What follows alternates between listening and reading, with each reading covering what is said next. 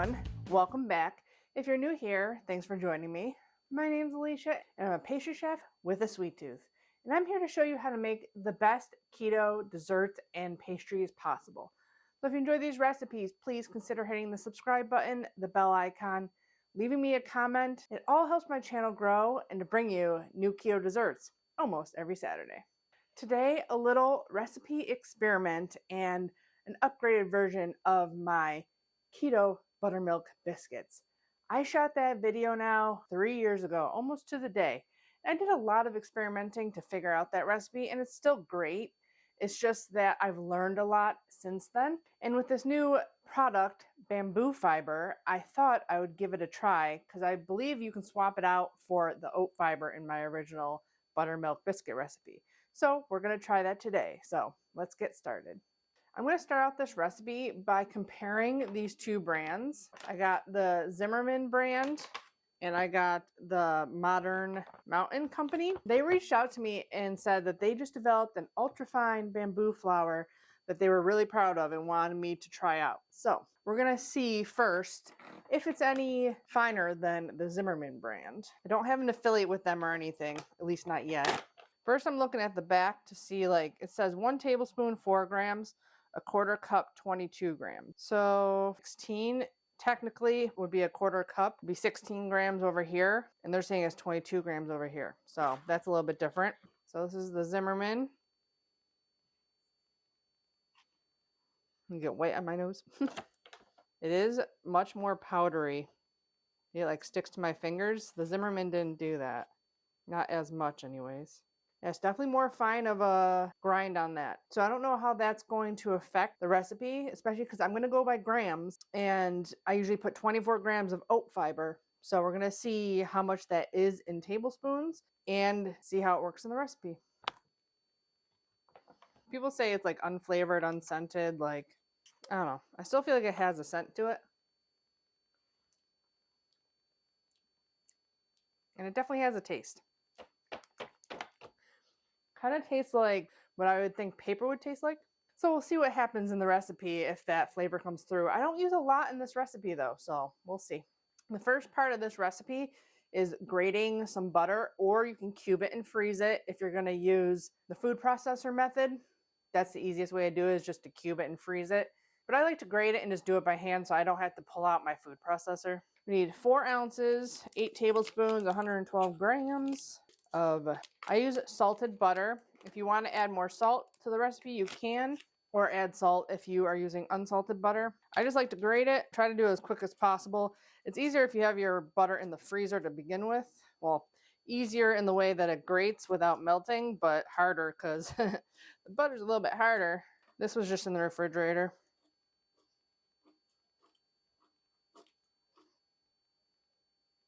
I always put it on something small, so I'll make sure that it's able to fit in the freezer somewhere. My freezer's always packed.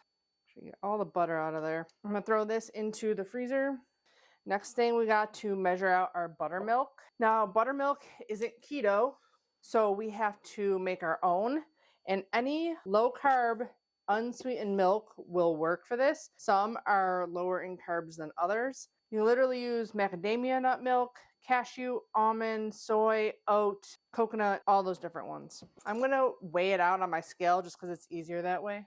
I'm also debating on leaving out the cream cheese in this recipe. For one, it adds carbs, fat, calories. Second, I realize I don't need all the liquid that I've been using because the oat fiber is like a different absorbency than when I first did the video. So I usually don't use all the liquid I have. So I'm thinking that I should just leave out the cream cheese and maybe add 2 more ounces of milk, especially because bamboo fiber is supposed to make it super light and fluffy.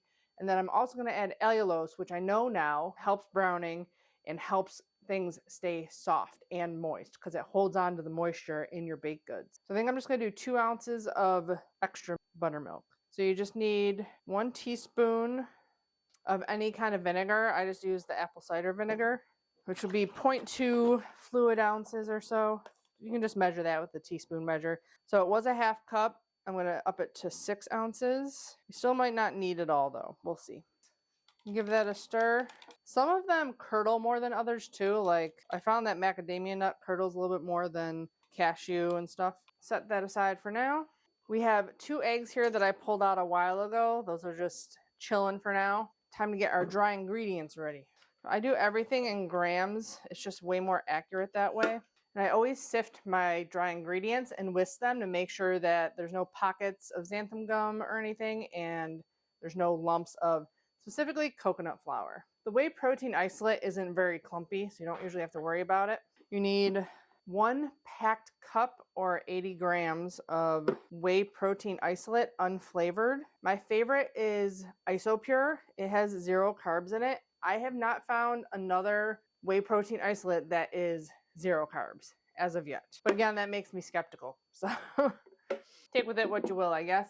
And then 40 grams of coconut flour, which is kind of hard to measure with measuring cups because 30 grams is a quarter cup, and then 2 tablespoons is 15 grams. We'll do 30. That was 8, so 1 tablespoon plus 1 teaspoon is about 40 grams of coconut flour. Also, some coconut flours are heavier than others, and also a lot of people mention they don't like coconut. I'm actually one of those people that doesn't like coconut, but Great Value organic coconut flour tastes the least like coconut than any other brand I've tried. That's what I suggest if you want to make this recipe and you don't want to do a swap. But if you want, you can do 3 times the amount of almond flour. So that would be 120 grams of almond flour. So originally for the oat fiber, I went according to the back of the package. And I think I only had 2 tablespoons, but 24 grams, because that's what the back of the package said. But I found out that it was more like 4 to 5 tablespoons of oat fiber equaled 24 grams. That's why I don't trust the back of the package a lot of times. So that's, again, why I say to weigh everything. But I do have a super inexpensive scale linked below, this one that I got on Amazon, and it's lasted me forever. So I don't think it's that big of an investment when it can save you in so many different recipes. Okay, so 24 grams we're going to do of the bamboo fiber. We're going to measure it out though. 1, so they're about 5 grams each, it looks like.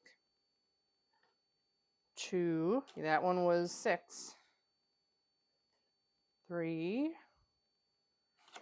That one was 5. 4. Okay, do a half to try and get to 24. Okay, 24 grams. So that was 4 tablespoons and a half a tablespoon. 22 grams. So the back of the package on this is pretty close. That's 4 tablespoons. I got about 21 grams. Another adjustment I made from my original recipe was the baking powder. In the original recipe, I had a tablespoon of baking powder. And every once in a while, I'd get a metallic taste. So I usually cut this down to 2.5 teaspoons when I make it now. There's also baking soda in here, which reacts with the vinegar in the buttermilk. So we need a half a teaspoon of that.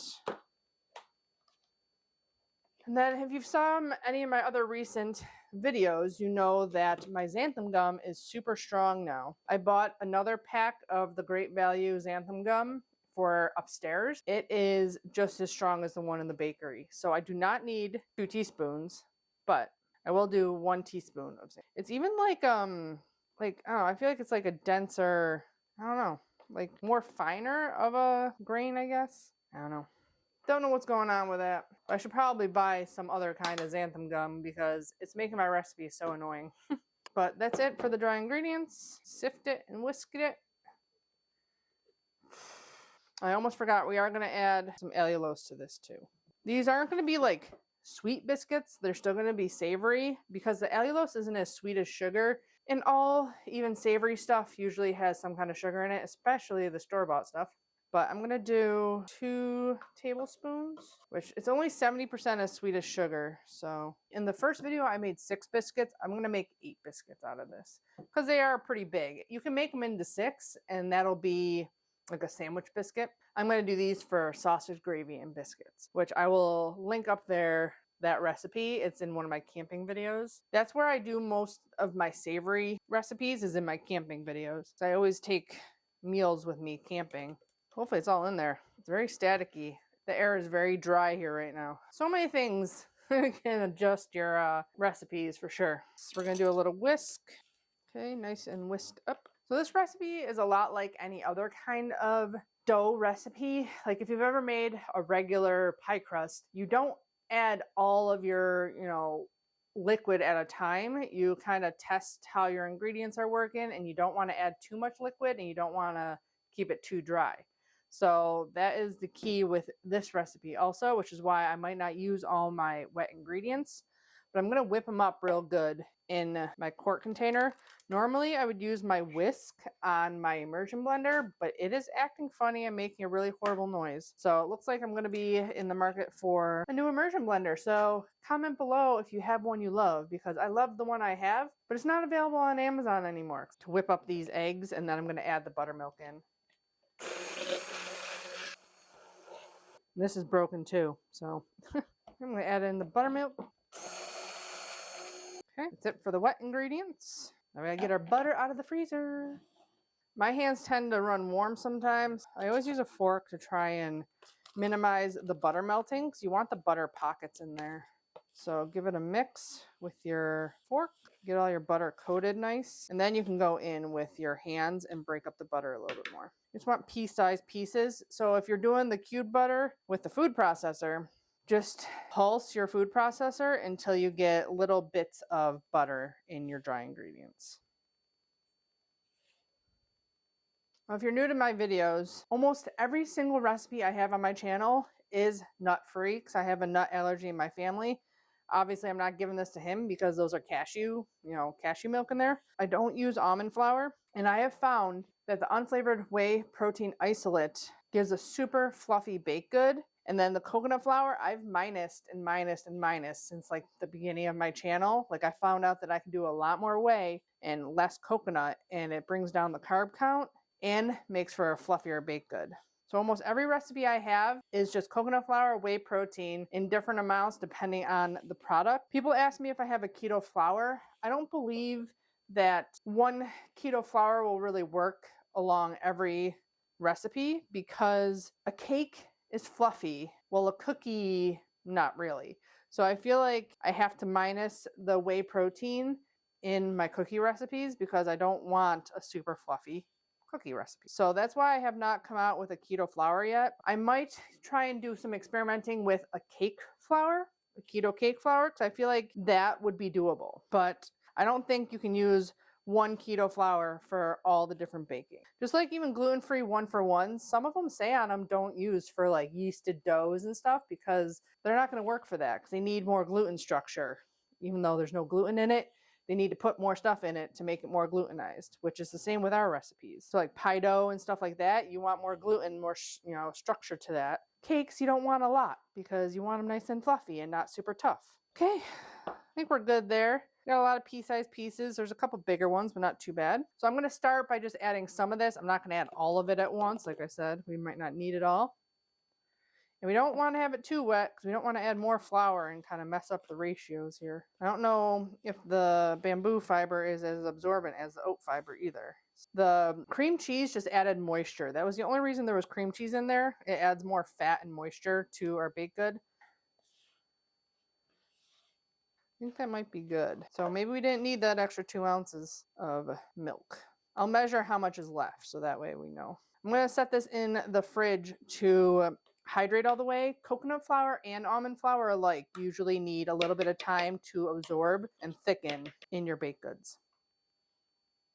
We have a lot left. Now I'm wondering if I should add more bamboo fiber. Well, we'll just see what happens. Maybe I'll have to do another experiment after this and put some notes in here when I edit. After that rest, we're going to get into the oven. So I'm going to set my temperature. In the original recipe, it was 410, but I made the mistake of trying this once with allulose, and it got way too dark, way too fast, because allulose browns faster than, other different keto sweeteners. So we're going to do this at 375. So I'm going to set my oven now. Oven's ready, so let's get our dough out. I tend to do this with gloves down in the bakery because it's just a lot less messy. In the original video, I didn't really explain why I do this step. I need the dough and kind of get it to where it's like a smooth edge on it, because otherwise it has blowouts and it doesn't form a nice round fluffy biscuit. It's more misshapen and stuff. So you don't have to do this step, and I have just used a scoop and it has worked also. It just doesn't, it's not like a nice sandwich biscuit at that point. Normally I would do the Unflavored Whey Protein as my flour, like surface flour, but I'm gonna try it with the bamboo. So it does seem pretty sticky, so we might have even added a little bit too much liquid. So what I do is I just like squish it out, kind of form it into like a rectangle. Try not to get it all stuck to you. Usually I just have a pile of flour next to me. To like, basically you're just trying to make a dough out of this, but you don't want to heat it up too much either. So I love using a bench scraper. This is the one that I had from college. I'll link one below that is similar to this one.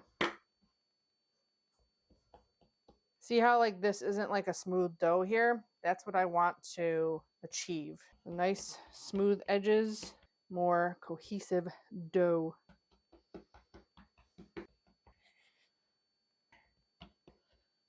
See, that's pretty good. One more fold. So if you get nice and even, this also helps with trying to portion out your biscuits, because you can cut it down the middle, which is not quite the middle. Or you can always just weigh them out, which would be a lot easier. Half. That's why we flour everything too. A lot easier. I'm always impatient. I know a baker that's impatient isn't a good combo, but so once I got my parts, kind of form them into little biscuits. Nice and smooth around the edges.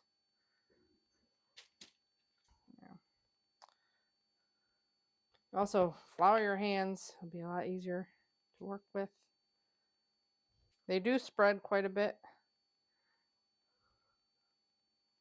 I've also developed this recipe into scones. So I'll be linking some up here throughout the video. You can really make any flavor you want. Don't know how long we're going to bake these for, because with the allulose and moving the temperature down, we're going to have to bake them and see. But the original was 15 to 18 minutes. We'll be turning halfway through. We'll check then. Start with 9. They are nowhere near done, so not even close to browning at all. So once this is done, I'm going to add 2 more minutes. Just starting to get brown, so turn it. Look delicious. That was 11 minutes. I'm going to set it for another 9 and check. Okay, there's only 1 minute left on here, and they are done. So I am pulling them out. So really, they did only take 19 minutes. They seem really light and airy, but they're a little dark. We're going to let these cool for a little bit and butter one up, toast one up, and give them a try. Okay, let's try some of this. Very crispy on the outside.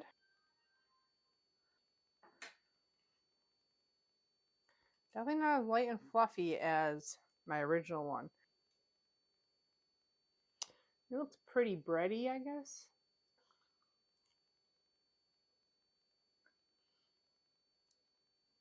It tastes like a buttermilk biscuit. I'm going to toast this one in the oven. Put some butter on it.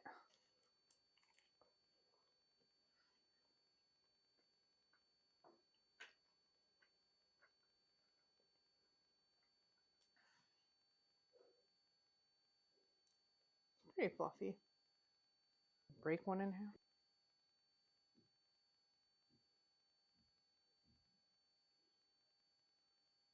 Still delicious. It's still going to be a good biscuit for sausage gravy and biscuits. Okay, a little bit toasted. Fortunately, the bottom was a little overdone already, so these are delicious with a little bit of keto jam. So I'll link that up there for you.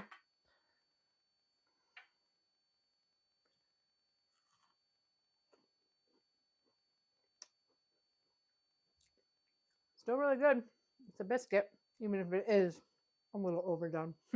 I'll obviously adjust the times in the blog post below. Don't overbake them. They'll probably be a lot less dry. Problem with keto baked goods is if you overbake them, they are going to be drier. So definitely don't overbake the biscuits. I hope you guys enjoyed this little experiment. Let me know in the comments below if you have made my buttermilk biscuit recipe and if you enjoyed it. If you did sub out the bamboo fiber, let me know how it turned out for you. It's come to my attention that not everybody realizes that the commenting and hitting the like button and the bell icon and all that stuff really does help. The more views we get, the more money we're able to make. So just a heads up, don't forget to check out my Amazon links, which do help me out also if you use them. You can shop for anything. As long as you're on that page where you clicked on my link first and you order something, I get a small percentage of the sale. So that always helps. The blog link is below to the full recipe in the description box below the video. So give the video a thumbs up if you enjoyed it. Subscribe and share with all your friends. That also helps. And as always, I'll be back with more keto videos. Bye guys.